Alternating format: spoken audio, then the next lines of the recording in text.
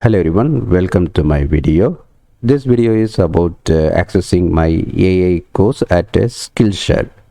Just to find the SkillShare link in the description of this video, just to click that link, it will be loading this page. If you are already a SkillShare member, you will be able to access this AI course. Okay, it has around 5 hours of videos and a lot of downloaded resources like PDF files and infographics. Okay, I believe it will be useful for learning AI, and if you are Skillshare member, you can easily access it.